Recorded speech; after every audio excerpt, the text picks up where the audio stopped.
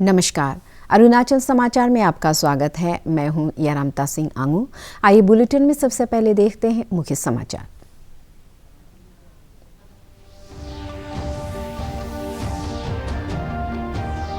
मुख्यमंत्री पेमा खांडू की अध्यक्षता में अरुणाचल ई प्रगति की बैठक। USOF के तहत राज्य में 1683 गांव में 4G मोबाइल टावर लगाने, ड्रोन टेक्नोलॉजी को लागू करने के लिए रोड मैप तैयार करने सहित केंद्र और राज्य सरकार की योजनाओं की गई समीक्षा। केंद्रीय सूचना एवं प्रसारण मंत्रालय के अधीन रीजनल आउटरीच ब्यूरो ईटानगर ने आज़ादी के अमृत महोत्सव के तहत ईटानगर में कोविड उचित व्यवहार और कोविड टीकाकरण पर जागरूकता कार्यक्रम और छात्रों के लिए क्विज प्रतियोगिता का किया आयोजन।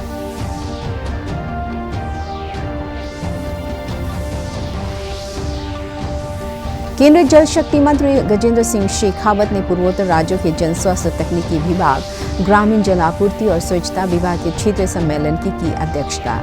जल जीवन मिशन और स्वच्छता अभियान ग्रामीण पर हुई विशेष चर्चा।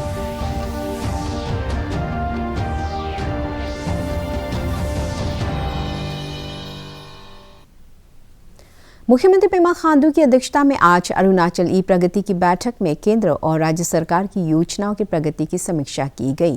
बैठक के दौरान USOF के तहत राज्य के 1683 गांव में 4G मोबाइल टावर लगाने, DBT मोड में छात्रवृत्ति के वितरण के लिए स्कूलों में छात्रों का बैंक अकाउंट खोलने, ड्रोन टेक्नोलॉजी को लागू करने के लिए रोड मैप तैयार करने, मियाओ विजयनगर रोड की स्थिति और हेडक्वार्टर DGNCC को बढ़ावा देने के विषय में विचार विमर्श किया गया। संबंधित विद्यालयों में CRCC, BRCC टीचिंग, प्रदेश के 0 इनरोलमेंट वाले विद्यालयों को बंद करने, आत्मनिर्भर अरुणाचल कृषि बागवानी योजना, कम्प्रहेंसिव पावर ट्रांसमिशन के लिए फॉरेस्ट क्लियरेंस सहित विकास से जुड़े कई विषयों पर चर्चा की गई।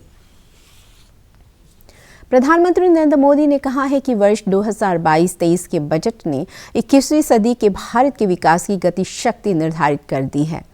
गति शक्ति योजना की परिकल्पना और बजट में समाहित प्रावधानों पर वेबिनार को संबोधित करते हुए प्रधानमंत्री ने कहा कि आधारभूत संरचना पर आधारित विकास से देश की अर्थव्यवस्था और मजबूत होगी तथा रोजगार के नए अवसर पैदा होंगे। श्री मोदी ने कहा कि सरकार आधारभूत संरचना के विकास के लिए बड़े पैमाने पर काम कर रही है, जिसमें गति शक्ति काफी महत्वपूर्ण है। उन्होंने कहा कि वर्ष 2013-14 में पूंजीगत व्यय 1,75,000 करोड़ रुपए था, जबकि वर्ष 2022-23 में ही इसमें 4 गुना वृद्धि की गई है और अब ये 7,50,000 करोड़ रुपए हो गया है। केंद्र सरकार ने राष्ट्रीय राजमार्ग, रेल मार्ग, हवाई मार्ग, जल मार्ग, ऑप्टिकल फाइबर और नवीकरणीय ऊर्जा जैसे विभिन्न क्षेत्रों के निवेश में बढ़ोतरी की है। प्रधानमंत्री ने कहा कि प्रधानमंत्री गति शक्ति योजना समन्वित तरीके से ढांचागत योजना क्रियान्वयन और निगरानी का काम करेगी। शुरू किया जा रहा है। हमारी सरकार नॉर्थ ईस्ट के संतुलित विकास के लिए भी कमिटेड है। इन राज्यों की आवश्यकता को देखते हुए 1500 करोड़ रुपए की लागत से PM डिवाइन योजना की भी घोषणा की गई है। इंफ्रास्ट्रक्चर क्षेत्र में सरकार द्वारा किए जा रहे इन्वेस्टमेंट, उसके साथ साथ प्रोडक्शन लिंक इंसेंटिव स्कीम आने वाले वर्षों में देश के विकास को नई ऊंचाई पर ले जाएगी। ये सारे प्रयास इंफ्रास्ट्रक्चर क्रिएशन के इस नए युग में आपके लिए नई इकोनॉमिक संभावनाओं के द्वार खोलेंगे। मैं कॉरपोरेट वर्ल्ड से, देश के प्राइवेट सेक्टर से कहूंगा कि सरकार के साथ कदम से कदम मिलाकर निवेश करें और देश के विकास में अपना गौरवशाली योगदान दें। हम आधुनिक से आधुनिक टेक्नोलॉजी को हमारी इंफ्रास्ट्रक्चर प्रोजेक्ट के लिए कैसे लाएं, क्वालिटी भी और कॉस्ट इफेक्टिव एंड टाइम की दृष्टि से ये बहुत उपयोगी होगा। और अब तो हम ये भी सोच रहे हैं, जो भारत ने एक लीड लिया है, कि दुनिया में पाया गया जो डिजास्टर्स होते हैं, नेचुरल डिजास्टर्स, उसमें मानव हानि से भी ज्यादा लंबे असर तक प्रभाव करने वाला इंफ्रास्ट्रक्चर का विनाश हो जाता है। ब्रिज के ब्रिज खत्म हो जाते हैं, 20-20 साल लग जाते हैं फिर बनाने में। और इसलिए डिजास्टर रेजिलियंस इंफ्रास्ट्रक्चर ये आज बहुत आवश्यक हो गया। राज्यपाल डॉक्टर बी.डी. मिश्रा ने युद्ध प्रभावित देश यूक्रेन में फंसे अरुणाचल प्रदेश के 3 छात्रों को तत्काल निकालने के लिए केंद्रीय विदेश मंत्री को एक पत्र लिखा है। राज्यपाल ने कहा है कि इन तीनों छात्रों के परिजनों के साथ ही अरुणाचल के सभी नागरिक उनके सुरक्षित वापसी को लेकर चिंतित हैं। श्री मिश्रा ने केंद्रीय मंत्री से यूक्रेन के विभिन्न विश्वविद्यालयों में मेडिकल की पढ़ाई करने वाले अरुणाचल प्रदेश के छात्रों को जल्द वापस लाने के लिए जरूरी कदम उठाने का अनुरोध किया है। मुख्यमंत्री पेमा खांडू ने कहा है कि दिल्ली स्थित अरुणाचल प्रदेश रेजिडेंट कमिश्नर कार्यालय यूक्रेन में फंसे छात्रों की सुरक्षित वापसी के लिए और उनके अभिभावकों के साथ संपर्क में है। किसी भी सहायता के लिए लोग नई दिल्ली स्थित डिप्टी रेजिडेंट कमिश्नर संगीत दुबे से संपर्क कर सकते हैं। उन्होंने कहा कि केंद्र सरकार भी यूक्रेन में फंसे सभी भारतीय नागरिकों की सुरक्षित वापसी के लिए प्रयासरत है। इधर यूक्रेन संकट के मद्देनजर 4 केंद्रीय मंत्री हरदीप सिंह पुरी, ज्योतिरादित्य सिंधिया, किरण रिजिजू और जनरल वी.के. सिंह यूक्रेन में फंसे भारतीय नागरिकों के निकासी अभियान से संबंधित तालमेल और विद्यार्थियों की मदद के लिए यूक्रेन के पड़ोसी देशों का दौरा करेंगे। यूक्रेन में फंसे भारतीयों को मदद पहुंचाने के लिए श्री सिंधिया रोमानिया और Moldova, Shri Rijiju Slovakia, Shri Hardeep Singh Puri Hungary और जनरल वी.के. सिंह पोलैंड जाएंगे। प्रधानमंत्री ने यूक्रेन मुद्दे पर एक उच्च स्तरीय बैठक में कहा कि यूक्रेन में फंसे सभी भारतीय नागरिकों को वापस लाने के लिए सरकार हर संभव प्रयास कर रही है। केंद्रीय सूचना एवं प्रसारण मंत्रालय के अधीन काम करने वाले regional outreach bureau (ROB) Itanagar ने आज़ादी के अमृत महोत्सव के तहत एलिएजर इंग्लिश स्कूल ईटानगर में कोविड उचित व्यवहार और कोविड टीकाकरण पर जागरूकता कार्यक्रम आयोजित किया। राज्य स्वास्थ्य विभाग के सहयोग से आयोजित इस कार्यक्रम में भारतीय सूचना सेवा के अधिकारी राकेश डोले, रिसोर्स पर्सन अनु लितिन सहित स्कूल के शिक्षक एवं छात्र छात्राएं मौजूद थी। इस मौके पर आज़ादी के अमृत महोत्सव और कोविड उचित व्यवहार पर आयोजित क्विज प्रतियोगिता में छात्रों ने हिस्सा लिया।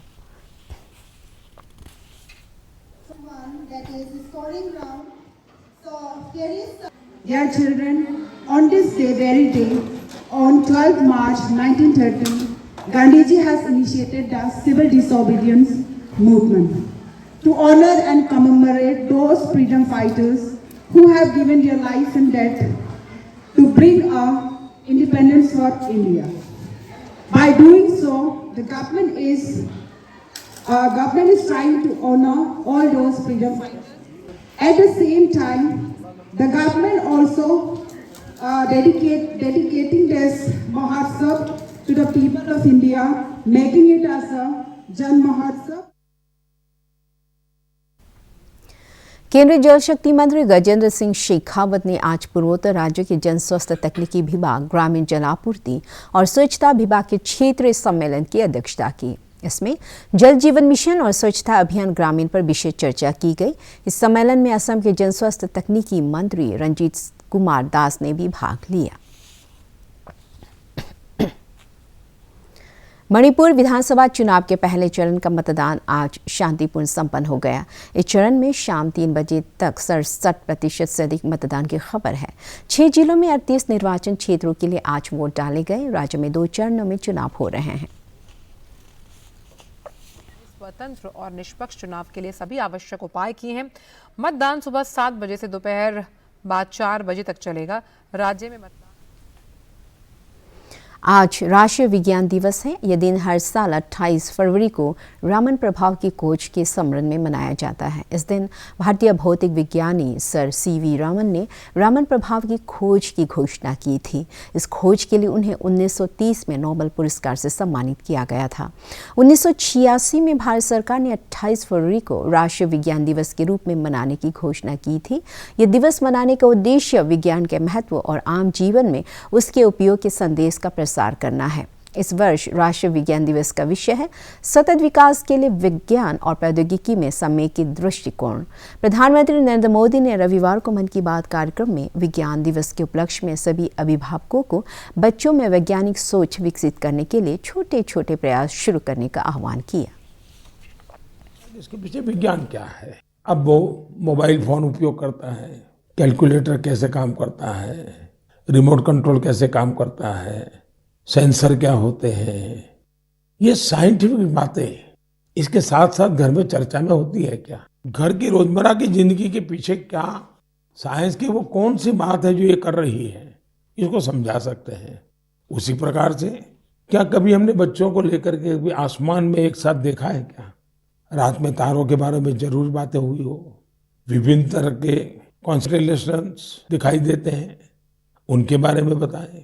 ऐसा करके आप बच्चों में फिजिक्स और एस्ट्रोनॉमी के प्रति नया रुझान पैदा कर सकते हैं। मैं अपने स्टार्टअप को भी कहूंगा कि आप अपने कौशल और साइंटिफिक कैरेक्टर का इस्तेमाल राष्ट्र निर्माण से जुड़े कार्यों में भी करें। हमारे स्टार्टअप वर्चुअल रियलिटी की दुनिया में बहुत अच्छा काम कर रहे हैं। वर्चुअल क्लासेस के इस दौर में ऐसे ही एक वर्चुअल लैब बच्चों को ध्यान में रखते हुए बनाई जा सकती है। अपने शिक्षकों और अभिभावकों से मेरा आग्रह है कि आप सभी विद्यार्थियों एवं बच्चों को सवाल पूछने के लिए प्रोत्साहित करें और उनके साथ मिलजुल कर सवालों का सही जवाब तलाशें। State counselling for education research and training Itanagar में आज साला सिद्धि कार्यशाला में आपात स्थिति से निपटने और मूलभूत समस्याओं के समाधान पर शिक्षकों को प्रशिक्षण दिया गया। राज्य परियोजना समन्वयक नाबाम शैली ने बताया कि शिक्षकों और विद्यालय प्राधिकरण की समस्याओं को स्कूल प्रबंधन समिति, पंचायत सदस्यों और स्थानीय लोगों के सहयोग से प्रभावी तरीके से हल करने पर चर्चा की गई।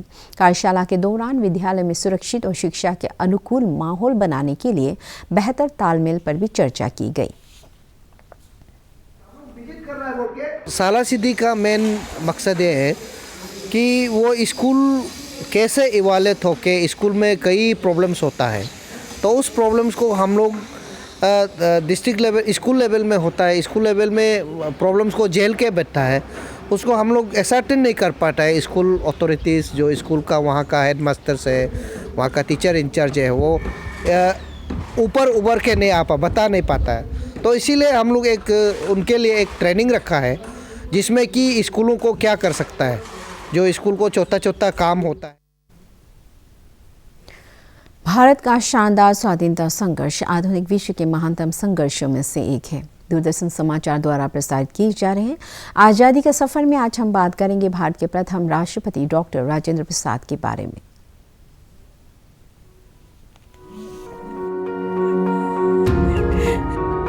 आज हम स्वाधीनता सेनानी और सार्वभौम भारत के प्रथम राष्ट्रपति डॉक्टर राजेंद्र प्रसाद को भी श्रद्धांजलि अर्पित कर रहे हैं। उनका निधन 28 फरवरी 1963 को हुआ था। राजेंद्र बाबू को अंग्रेजों ने नमक सत्याग्रह और भारत छोड़ो आंदोलन के दौरान गिरफ्तार किया था। 1947 में स्वतंत्रता मिलने पर राजेंद्र प्रसाद को भारत की संविधान सभा का अध्यक्ष चुना गया। 1950 में वे भारत के प्रथम राष्ट्रपति बने और उन्होंने भारत में शिक्षा के विकास को प्रोत्साहन दिया। 1957 में उन्हें पुनः राष्ट्रपति बनाया गया। डॉक्टर राजेंद्र प्रसाद लगभग 12 वर्ष राष्ट्रपति के पद को सुशोभित करते रहे। उनके कार्यकाल के दौरान तय किए गए दिशा निर्देशों का आज भी पालन किया जा रहा है। राजेंद्र प्रसाद के निधन पर संपूर्ण राष्ट्र शोक की लहर में डूब गया। भारत की इस महान विभूति डॉक्टर राजेंद्र बाबू को हमारा शत शत नमन।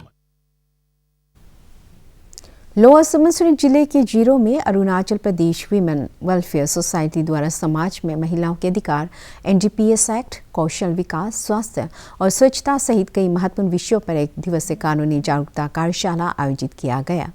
इस अवसर पर महिलाओं को घरेलू हिंसा के खिलाफ कानूनी प्रावधानों और उनके कल्याण के लिए सरकार की विभिन्न योजनाओं की जानकारी दी गई।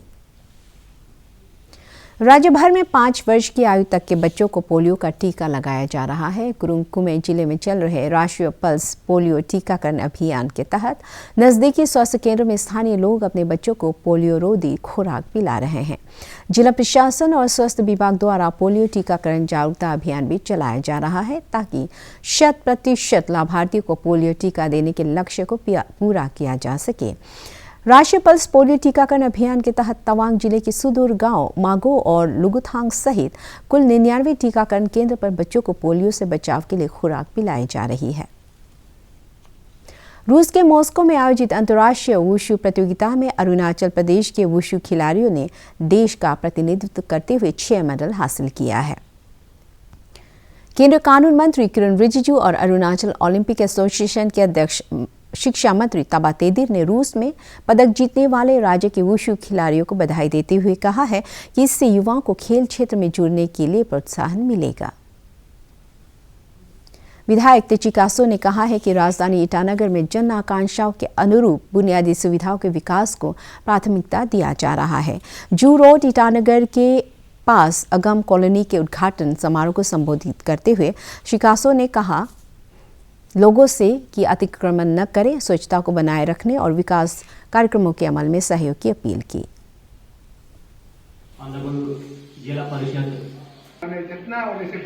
मैक्सिमम करके देने का कोशिश कर रहा हूँ और करेगा। और जो कॉलोनी सेक्टर, जो भी कॉलोनी सेक्टर में है, जहाँ जहाँ रास्ता का बहुत ज़रूरी है तो उसी बेस में देख के और हम लोग एडजस्ट भी करके जाता है और आगे भी जाएगा। और मैक्सिमम ये 2 महीना में देगा। ईटानगर नाहरलगुन का जो सेक्टर रोड है मैक्सिमम को अच्छा बना के दे दूंगा पब्लिक को। और पब्लिक खुश रहेगा तो कम से कम आप लोग का कम से कम थोड़ा दौड़ भाग जो है कम होगा। मीडिया लोग का नहीं होने से आप लोग दौड़ते। अरुणाचल समाचार के आज के अंक में इतना ही। जाने से पहले आप सभी से अनुरोध है कि कोविड-19 के दिशा निर्देशों का पालन करें, हमेशा मास्क लगाएं, बार-बार हाथ धोएं और सोशल डिस्टेंसिंग के नियमों को मानें। कोरोना महामारी से बचाव के लिए आपका वैक्सीन लगवाना भी जरूरी है। अगर आप वैक्सीन लगवाने के पात्र हैं तो जरूर लगवाएं। हम कल फिर हाजिर होंगे अरुणाचल और देश दुनिया की खबरों के साथ। चलते चलते आपको बता दें कि आप अरुणाचल समाचार हमारे YouTube channel DD news Arunachal पर भी देख सकते हैं। देखते रहिए अरुण प्रभा। नमस्कार।